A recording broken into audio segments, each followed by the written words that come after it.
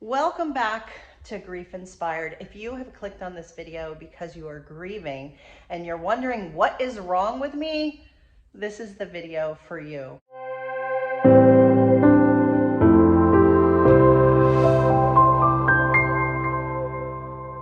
So I'm coming to you today from my home in Southern California. As many of you know, I've decided to sell this home and move across the country to Virginia Beach.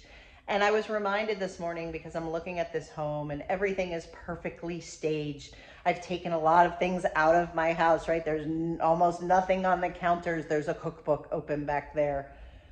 Everything's trying to look perfect. I've actually removed all of the things that really made my house a home, right? So when I look at the floor over here, instead of having this nice clean floor, I think of all of the trains that my son used to cover this floor with.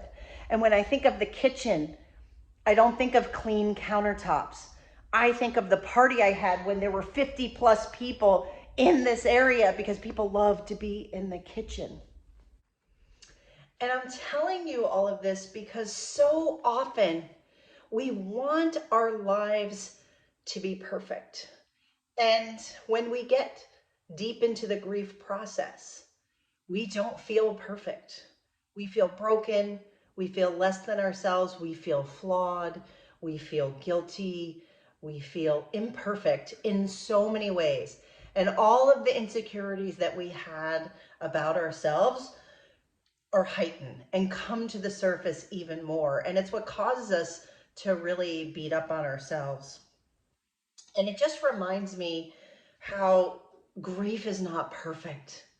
Going through the grief process is not, there is no perfect way to do it. It's messy, it's uncomfortable. And in a world where we want everything to be perfect and neat and organized and clean and everything put away, dealing with that level of messiness and uncomfortableness, if that's a word, uncomfortableness, is challenging. And I found it so interesting. I went and I looked up the word perfection, right? Because we want things to be perfect. And I was reminded as I was looking this up how much of my life I spent trying to be perfect, trying or just wasting time worrying about what other people think, worrying about the things I say, the things I do, how I say it, how I look, what people are going to think of me if I do this or do that. And I realized that I've lost so much time and so much mental energy. And it's really where my anxiety was really at its highest, when I was most worried about what other people were thinking about me. I went and I looked up the word perfection, and here's what I found in the dictionary. It says, as free as possible from flaws or defects. Free as possible from flaws or defects. And it also says faultless. So we spend our lives trying to be perfect. We want our lives to be perfect. We want our relationships to be perfect. And none of us are. None of our lives are perfect. We're striving for something that isn't even attainable. And it makes me wonder how we're defining perfection anyways.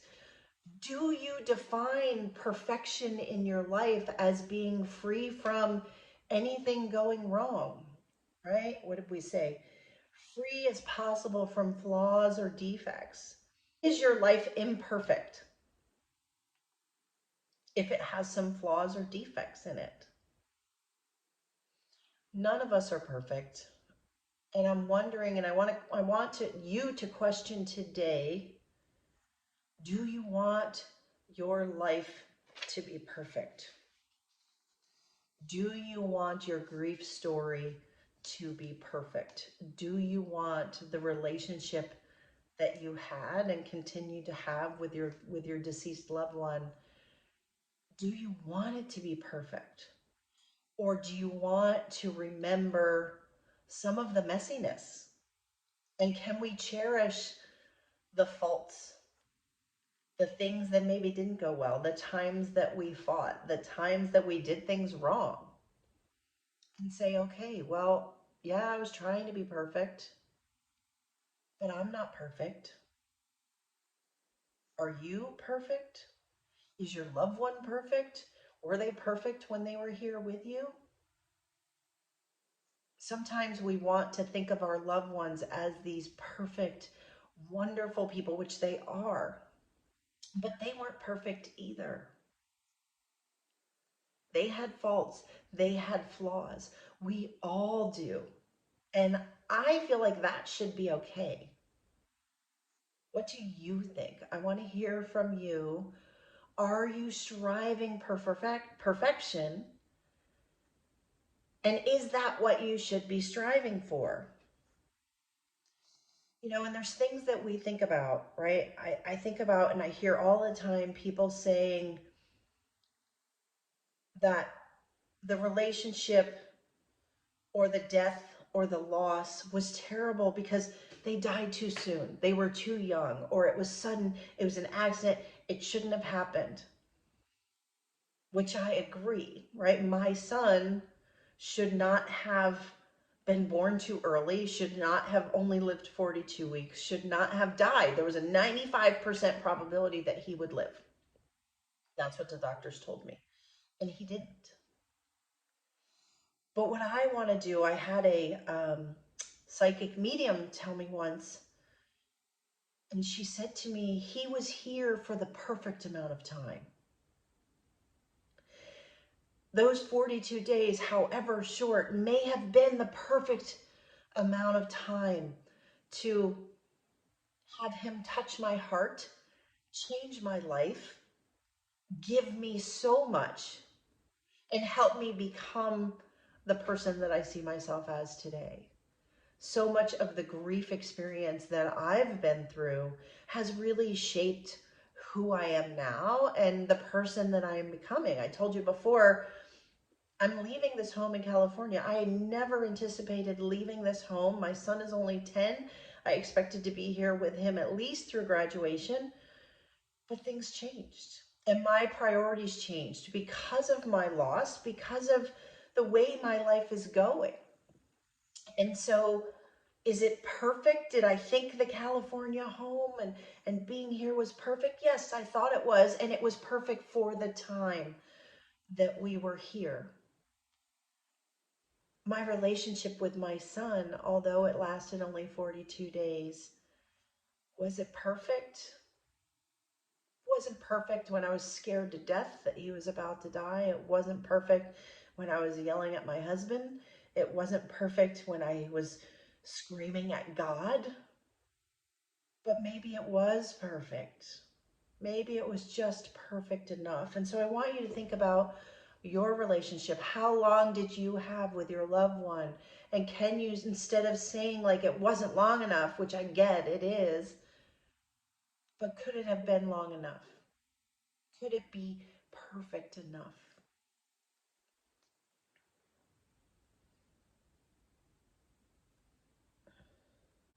And when we think about ourselves and the things we did wrong, the things we should have done, the things we didn't do, the things we feel guilty about, the things we blame ourselves for now, we feel like we're not enough. We feel like there is something wrong with us. We're not grieving right. We didn't do this right before they died. We didn't do this right after they died. We didn't, all of the things. We're not grieving right. We're not being the people we're supposed to be. I snapped at this person because I'm deep in grief and my brain doesn't work anymore. We've talked about brain fog and we've talked about all of the things that grief does to us, right? Many of us will find sort of addictions when we're trying to cope with grief because we don't want to deal with grief. I was guilty of that, right? I drank way too much for the first 6, 9, 12 months before like I really realized like, hey, this isn't the way to go. There's a better way. I want you to think about what perfection is and be able to say that maybe we shouldn't be reaching for perfection at all. And maybe there isn't anything wrong with you. Maybe you are the person that you're supposed to be. Maybe the relationship that you had with your loved one was exactly how it was supposed to be, even though maybe it was messy and less than perfect. Because what happens is when we are striving for perfection, all of those years when I was worried about what other people were thinking of me and worried about that, I wasn't in the moment. I was literally missing my life. And when you're looking for perfection, and when you're, using my home as an example, when I'm trying to make my home perfect, I'm missing spending time with my son.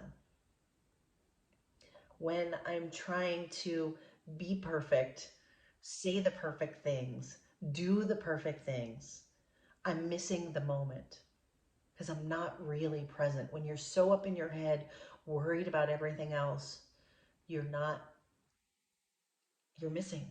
You're missing life. And so I want you to take time today and reflect on the relationship that you did have with your loved one, and think about the messiness, and think about all of the things that made your relationship messy or uncomfortable, or the fights that you had, and realize that there is perfection in that. There's perfection because of the time you had and the love that you shared. And honestly, what we're all looking for is we all want to be happy. We all want to find joy. And so I think you can do that. I think you can do that by letting go of the perfection, letting go of saying what's wrong with me, and saying maybe I'm okay just the way I am, and that you're going to figure it out. And maybe the relationships with people that you have now are okay.